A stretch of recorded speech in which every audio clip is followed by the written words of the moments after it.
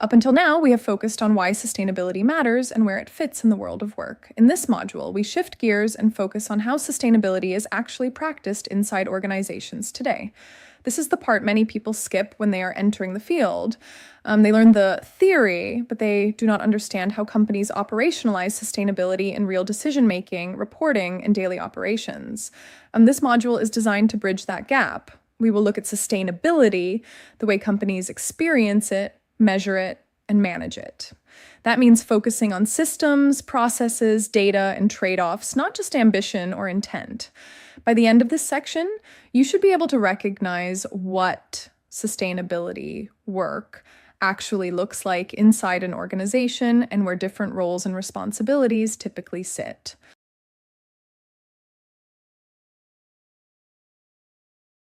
Sustainability action fields are the practical areas where organizations translate sustainability goals into concrete action. Instead of thinking about sustainability as a single function, it is more useful to think in terms of action fields. These are clusters of activities that organizations manage, measure, and improve over time. Most corporate sustainability work falls into three broad pillars: environmental, social, and governance. In this section, we focus on the environmental pillar because it's often the most data-driven and the most regulated. Understanding these action fields helps you in two ways. First, it allows you to see where sustainability professionals actually work day to day. Second, it helps you identify which fields align with your skills and interests, especially if you are considering specializing later on.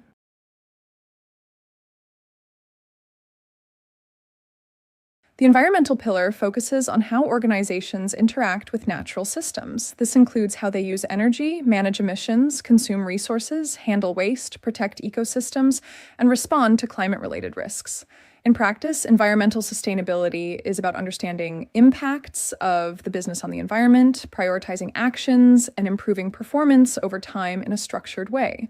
One of the most central and widely addressed areas within this pillar is climate change and energy management, which is where we will focus next.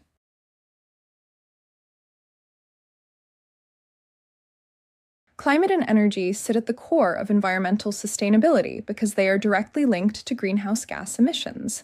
Energy use is one of the largest drivers of emissions across most industries. How a company sources, uses, and manages energy has a direct impact on its climate footprint. This is why climate and energy are often the first areas organizations address when they start formal sustainability programs. They are measurable, comparable across companies, and increasingly regulated. From a career perspective, this area also offers many entry points, ranging from data analysis and reporting to strategy, engineering, and implementation roles. Before we explore the specific topics in this module, let's start with a fundamental concept that underpins climate change discussions: greenhouse gas emissions. A greenhouse gas emission refers to the release of certain gases into the Earth's atmosphere that have the ability to trap heat. These gases act similarly to the glass panels of a greenhouse. They allow sunlight to enter the atmosphere, but once the heat is reflected back from the Earth's surface, these gases prevent a portion of that heat from escaping into space. As a result, the planet retains more warmth than it otherwise would. And in short, more greenhouse gases trap excess heat in the atmosphere, which disrupts Earth's climate systems, intensifies extreme weather, raises sea levels, harms ecosystems, and threatens food, water, and human health. The greenhouse gas process is natural and essential because it keeps Earth warm enough to support life. Without greenhouse gases, the Earth would be far too cold to sustain ecosystems, agriculture, and human societies. However, the challenge arises when human activities significantly increase the concentration of these gases. Activities such as burning fossil fuels for electricity, transportation, and industrial production, large-scale agriculture, land use changes, and certain manufacturing processes release additional greenhouse gases into the atmosphere at a rate much faster than natural systems can absorb them. When greenhouse gas concentrations rise, more heat is trapped, leading to what we call global warming. Over time, This warming contributes to broader climate change impacts such as shifting weather patterns, more frequent extreme weather events, sea level rise, and ecosystem disruptions. There are several major greenhouse gases that organizations and governments monitor. First, carbon dioxide, which is the most widely discussed greenhouse gas. It is primarily released through the burning of fossil fuels such as coal, oil, and natural gas, as well as through deforestation and land use changes. Second, methane, which is emitted from livestock production, landfill waste, rice cultivation, and fossil fuel extraction activities. Although methane remains in the atmosphere for a shorter time than CO2, it has a much stronger heat trapping effect per unit. Third, nitrous oxide, which mainly comes from agricultural fertilizers and certain industrial processes. Fourth, fluorinated gases, including HFC and PFC. These are synthetic gases used in refrigeration, air conditioning systems, electronics manufacturing, and other industrial applications. Even though they are emitted in smaller quantities, they can have very high global warming potential. Finally, gases such as ozone and water vapor also play roles in atmospheric warming, although in climate policy and corporate emissions management, the main operational focus remains on carbon dioxide and methane due to their scale and impact.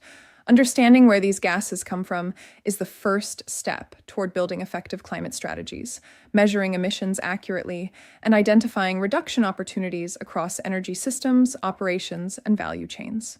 This natural process is actually essential for life. Without greenhouse gases, the Earth would be far too cold to sustain ecosystems, agriculture, and human societies. However, the challenge arises when human activities significantly increase the concentration of these gases. Activities such as burning fossil fuels for electricity, transportation, and industrial production, large-scale agriculture, land use changes, and certain manufacturing processes release additional greenhouse gases into the atmosphere at a rate much faster than natural systems can absorb them. When greenhouse gas concentrations rise, more heat is trapped, leading to what we call global warming. Over time, this warming contributes to broader climate change impacts, such as shifting weather patterns, more frequent extreme weather events, sea level rise, and ecosystem disruptions.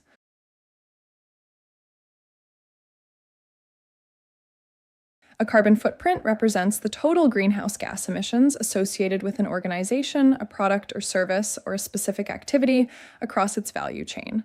These emissions are expressed in carbon dioxide equivalent. This allows different greenhouse gases to be compared using a common unit based on their global warming potential. In corporate contexts, carbon footprints are typically calculated using the Greenhouse Gas Protocol, which is the most widely adopted global standard for emissions accounting. Understanding carbon footprints is foundational for climate-related sustainability work.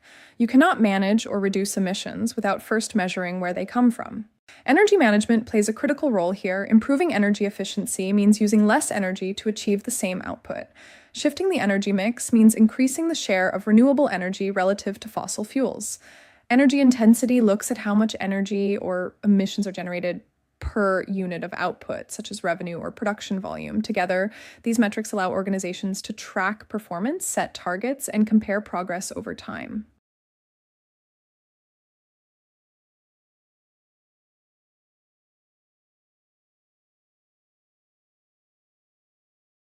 Carbon dioxide is central to the climate story because it is directly linked to human activities we can control, such as burning fossil fuels, cement production, and deforestation. Carbon moves through a natural cycle. Plants absorb carbon dioxide through photosynthesis. Animals, people, and microbes release it back through respiration and decomposition. Oceans absorb and release carbon, and over very long periods, some carbon is stored in rocks and fossil fuels. For millions of years, the cycle was relatively balanced. Human activity disrupted that balance by extracting ancient carbon from fossil fuels and releasing it rapidly into the atmosphere. Once released, carbon dioxide can remain in the atmosphere for hundreds of years. This is why today's emissions shape tomorrow's climate. It is also why reducing emissions now has long-term importance. Understanding the system-level dynamic is critical for anyone working in sustainability because it explains why incremental improvements matter and why delayed action carries real consequences.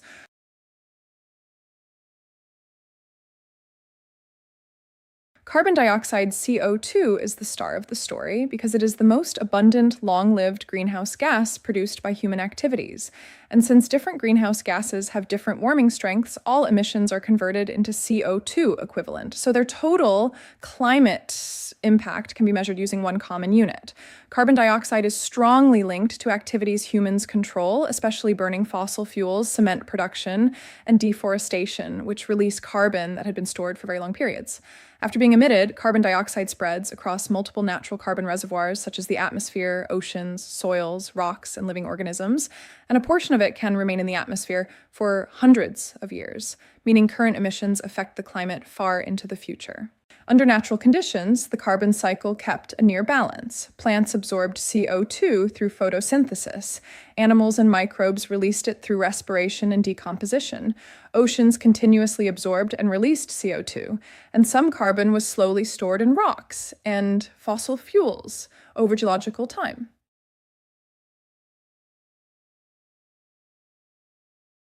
Human activities drive climate change mainly through energy use, industry, land use change, and agriculture. Fossil fuels, coal, oil, and natural gas, are formed from ancient plants and animals over millions of years.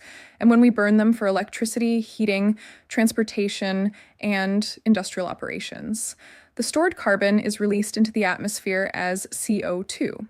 Industrial production is highly energy and material intensive. For example, cement production releases CO2 when limestone is heated. Steel manufacturing emits CO2 during iron refining. And chemical and plastic production relies on fossil fuels both as an energy source and as raw materials. Deforestation contributes to emissions because cutting or burning forests releases the carbon stored in trees, and if forests are not replanted, the land also loses its ability to absorb CO2 in the future.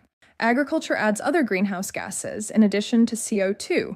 Livestock and rice cultivation produce methane, while the use of fertilizers releases nitrous oxide, both of which are powerful heat-trapping gases that further increase climate change.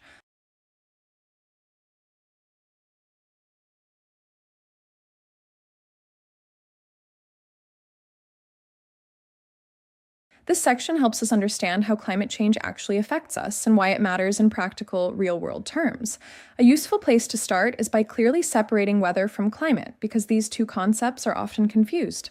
Weather refers to short-term conditions. It is what we experience day to day, things like temperature, rainfall, storms, or heat waves. Weather can change quickly and can feel unpredictable. Climate, on the other hand, looks at patterns over a much longer period of time. It is the long-term average of weather conditions, typically measured over 30 years or more. When we talk about climate change, we are not talking about a single hot day or a single storm. We are talking about long-term shifts in patterns. Rising greenhouse gas concentrations change the Earth's energy balance. More heat is trapped in the atmosphere, and this affects how energy moves through the climate system.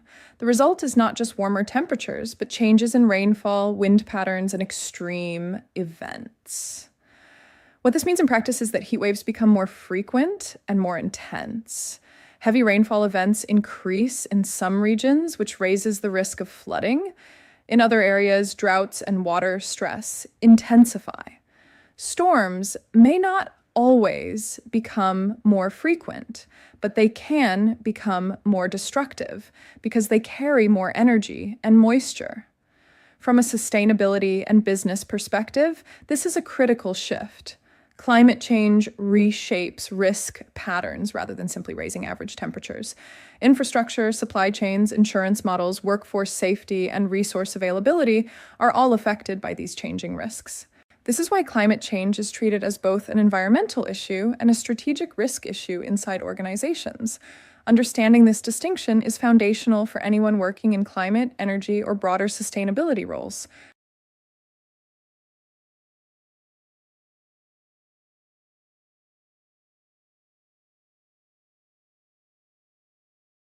This slide introduces one of the most foundational concepts in corporate climate and energy work, the carbon footprint. A carbon footprint represents the total greenhouse gas emissions associated with an organization, a product or service, or a specific activity across its value chain. In other words, a KPA captures the full climate impact of what a company does, makes, or enables. Because different greenhouse gases trap heat at different rates, emissions are expressed in carbon dioxide equivalent, or CO2 equivalent. This allows emissions from different gases to be compared using a common unit. The conversion is based on each gas's global warming potential, which reflects how much heat it traps in the atmosphere over time. In corporate settings, carbon footprints are typically calculated following the Greenhouse Gas Protocol. This is the most widely used global standard and provides a consistent framework for measurement, reporting, and comparison across organizations and industries. Energy management plays a central role in carbon footprints because energy use is one of the largest drivers of emissions for most companies. And there are three key levers organizations focus on. The first is energy efficiency, which means using less energy to achieve the same level of output. The second is the energy mix, which looks at the share of renewable versus fossil-based energy sources. The third is energy intensity, which measures how much energy or how many emissions are generated per unit of output, such as per product, per service, or per unit of revenue. Together, these elements form the backbone of climate and energy management in practice. They are also where many sustainability roles focus their day-to-day work, especially in measurement, reporting, and performance improvement.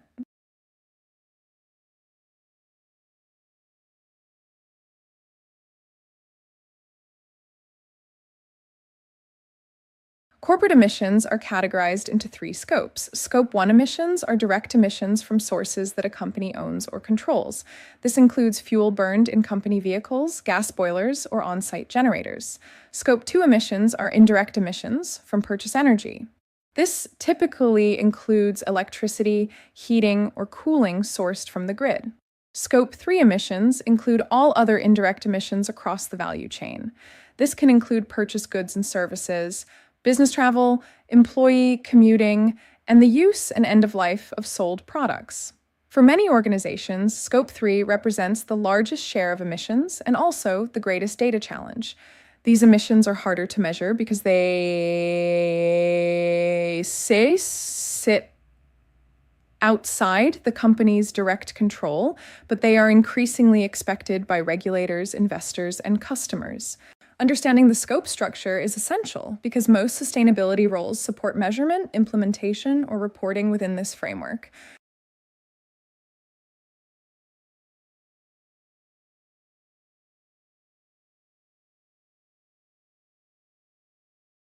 This section brings everything we have discussed so far together into how climate and energy are actually managed inside organizations. A corporate climate strategy usually has two core dimensions: mitigation and adaptation.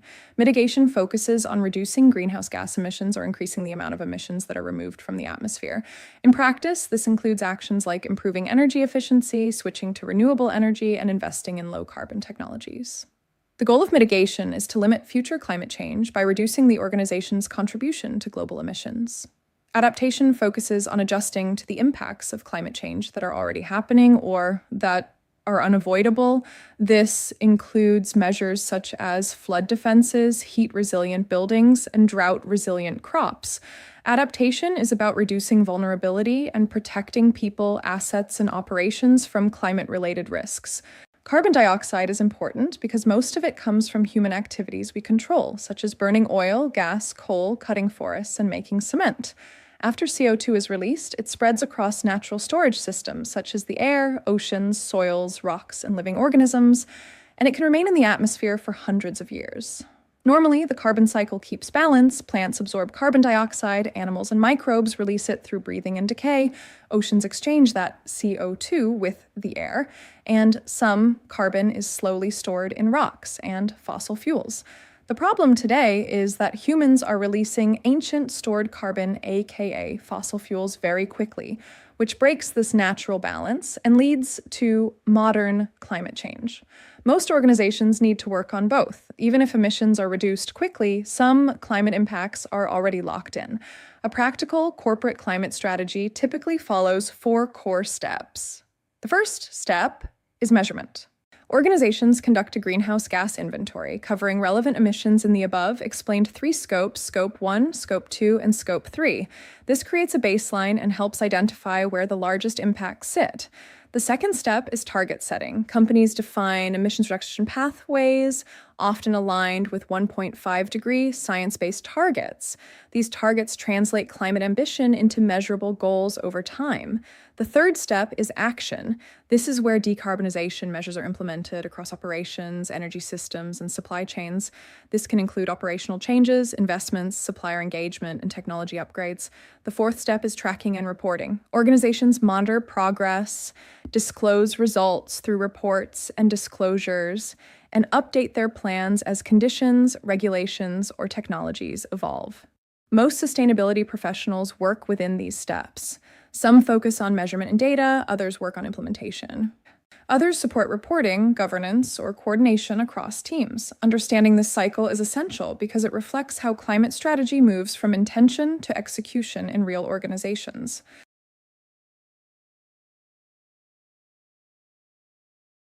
We now move into water management, which is one of the most underestimated yet strategically critical sustainability topics for businesses. Unlike carbon, water is local. Its availability, quality, and risk profile depend entirely on where you operate.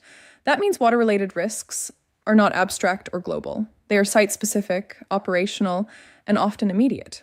When we talk about corporate water stewardship, we are not just talking about reducing water bills or meeting discharge permits. Water stewardship goes beyond compliance, efficiency, or cost control. It is about managing water resources responsibly in a way that protects ecosystems, respects community needs, and ensures long-term business resilience. A critical starting point is this: less than 1% of all the water on Earth is accessible freshwater that people, businesses, and ecosystems actually depend on. That alone should reframe how we think about water as a resource. For companies, this means water is not just an environmental issue, it is a core operational dependency across the value chain. Businesses rely on water for cooling and heat transfer in industrial and energy systems, for cleaning, sanitation, and hygiene, for product formulation and chemical processes, for manufacturing and material transformation, for agriculture and food production, and for energy generation, including both thermal and renewable systems. Because of this, water risk directly translates into operational risk, supply chain disruption, regulatory exposure, and reputational risk. Responsible water management therefore requires companies to understand not only their direct water use, but also their broader impacts on shared water systems that communities and ecosystems rely on. When we talk about water stewardship, we are not only talking about reducing water use or meeting regulatory requirements. Water stewardship means managing water responsibly in a way that protects ecosystems, supports the needs of surrounding communities, and ensures the long-term resilience of the business itself. In other words, it is both an environmental responsibility and a business continuity issue. A key reality to keep in mind is that less than 1% of all the water on Earth is accessible fresh water that humans, industries, and ecosystems rely on. This means that the water resources businesses depend on are extremely limited and often shared with communities, agriculture, and natural ecosystems. Because of this, companies need to understand not only their direct water consumption, such as water used in facilities or production processes, but also their indirect impacts across the value chain, including suppliers, agricultural inputs, and regional water availability. Water is therefore not only an environmental topic, it is also an operational dependency that directly affects production stability, supply chain reliability, and long-term growth. Across sectors, water plays a critical role in many core operations, including industrial cooling and heat transfer, cleaning and sanitation processes, product formulation in chemical and manufacturing industries, agricultural and food production, and even electricity generation in both thermal and renewable energy systems. Therefore, managing water responsibly is win-win essential for both sustainability performance and operational resilience. In this slide, we go a layer deeper into what corporate water stewardship actually means in practice.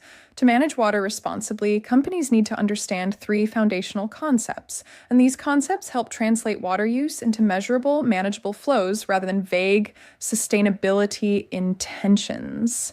The first is water withdrawal. This refers to the total amount of water a company takes from surface water, groundwater, or municipal sources to run its operations. Withdrawal tells us how dependent an operation is on external water sources and where that dependency sits geographically. The second concept is water consumption. This is the portion of withdrawn water that does not return to the same catchment. Water can be consumed through evaporation, incorporated into products, or lost through processes. This distinction matters because in water-stressed regions, high consumption can directly compete with community needs and ecosystem health. The third concept is water discharge. This is the water that is released back into the environment after use. Discharge is not neutral. It requires treatment to meet environmental quality standards, and its temperature, chemical composition, and timing can all affect downstream ecosystems. Together, these three flows describe how a company interacts with water systems. What's important to understand is that these flows are governed by the water cycle itself. The water cycle depends on healthy ecosystems to remain stable and predictable. When ecosystems are degraded, water availability becomes more volatile, quality declines, and risks increase across the entire system. This is why water management cannot be treated as a standalone operational issue. It sits at the intersection of environmental protection, community resilience, and long-term business continuity. Now let's look into the relationship between water impacts and water dependencies, and why companies cannot treat water as a one-way input. Corporate activities affect water systems in multiple ways. One of the most direct impacts is reduced availability caused by water withdrawal and consumption. When companies take large volumes of water, especially in water-stressed regions, they can reduce availability for other users and ecosystems. Another major impact is water quality degradation. Discharge from industrial processes can introduce pollutants into rivers, lakes, and groundwater if not properly treated. Even when discharge meets legal limits, cumulative pollution from multiple sources can still degrade water systems over time. There are also thermal impacts, particularly from cooling systems used in energy generation and industrial operations. When warmer water is discharged back into rivers or coastal areas, it can alter ecosystems and reduce oxygen levels, affecting aquatic life. Chemical contamination is another critical risk. This includes both accidental spills and ongoing releases of chemicals, nutrients, or heavy metals into freshwater and marine environments. Over time, this can damage ecosystems and pose health risks to communities. In coastal and marine environments, these pressures can lead to long-term ecosystem damage, affecting fisheries, tourism, and natural coastal protection. Understanding these impacts is essential for credible risk management and sustainability reporting. Without this understanding, companies risk underestimating both environmental harm and business exposure. At the same time, companies are deeply dependent on healthy water ecosystems. Businesses rely on natural water purification, which reduces treatment costs and ensures water quality. They depend on stable hydrological cycles to maintain predictable water availability. Aquatic and marine biodiversity supports food systems, supply chains, and ecosystem services. Wetlands, rivers, and coastal ecosystems also provide flood protection and coastal resilience, reducing physical climate risks.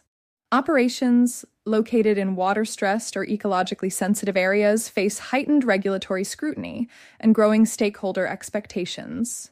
Investors, regulators, and communities increasingly expect companies to understand not only how they use water, but how they affect the water systems they depend on. This is why you might hear that water management becomes a strategic issue, not just an environmental concern. Let's bring water management back to your role as a sustainability expert and why this topic shows up so often in real projects, disclosures, and risk discussions. In practice, sustainability professionals are rarely just learning about water in theory. You may be asked to map water use across operations and supply chains, especially for water-intensive sectors like manufacturing, energy, food, or chemicals. And you might need to identify which assets sit in high-stress watersheds, where water scarcity or regulatory pressure is already high. You may also support water impact and risk assessments, helping teams understand exposure to droughts, floods, or declining water quality.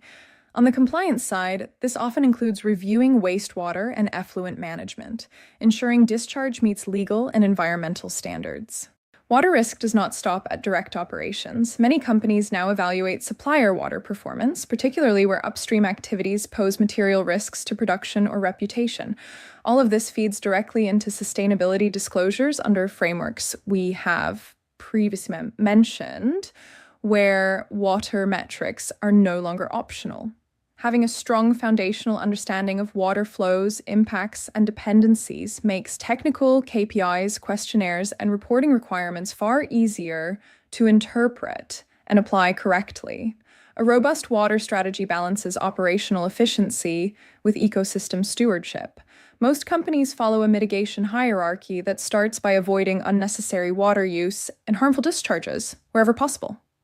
The next step is reducing withdrawals, consumption, and pollution through efficiency measures and process improvements. Where water use is unavoidable, wastewater must be treated to both regulatory and ecological standards. Beyond compliance, more advanced strategies include restoring watersheds and marine ecosystems, and where necessary, offsetting residual impacts through replenishment programs that return water to stressed basins. What matters here is that water strategy is no longer just about cost or compliance. It is increasingly tied to long-term business resilience and physical climate risk. And this is a natural point to zoom out because water does not exist in isolation.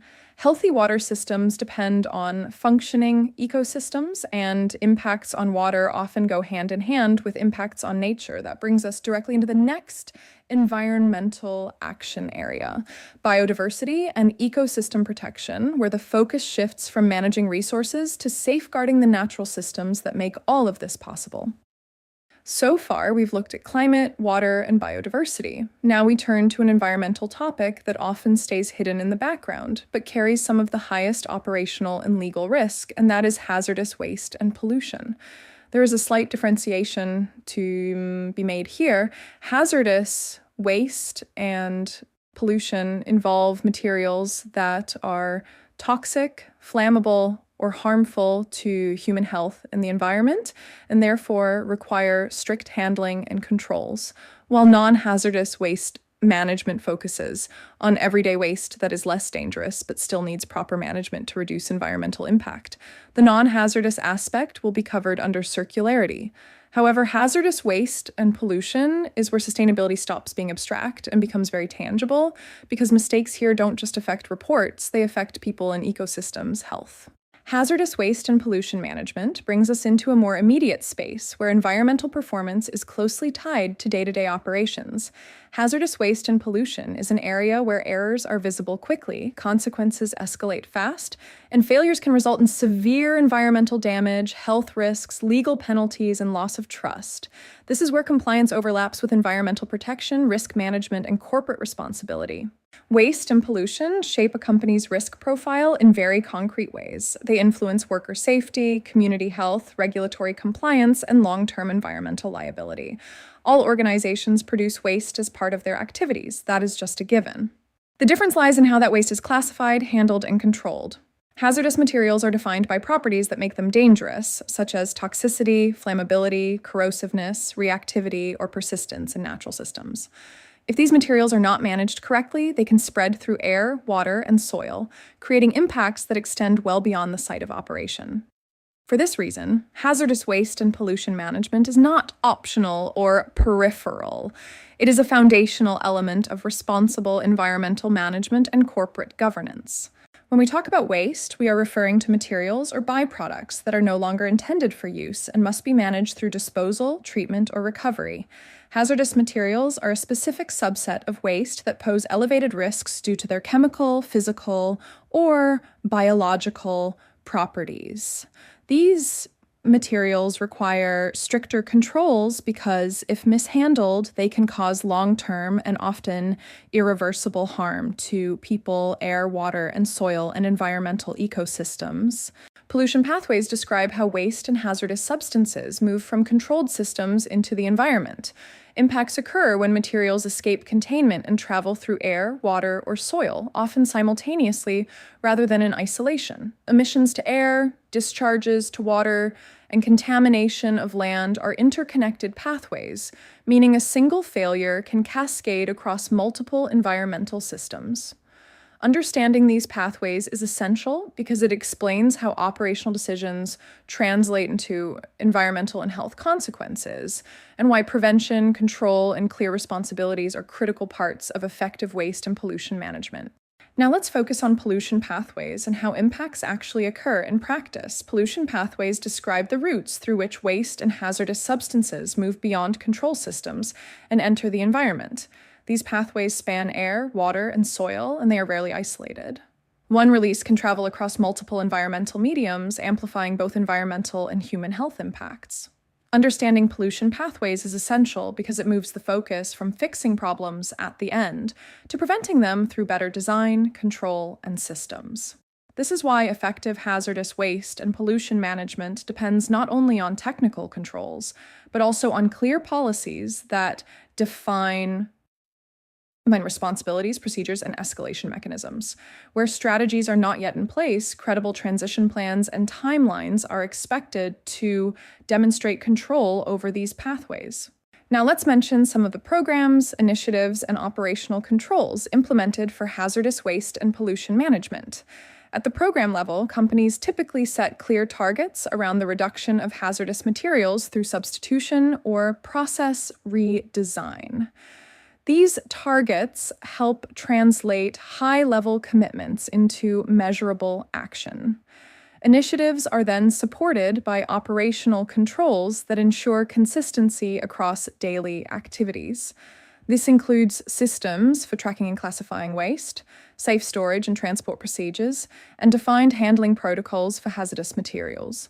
Programs include, but are not limited to, waste tracking and classification systems, recycling and recovery initiatives, safe storage like labeling and transport procedures, hazardous materials handling protocols, regulatory compliance audits, and employee training and awareness programs.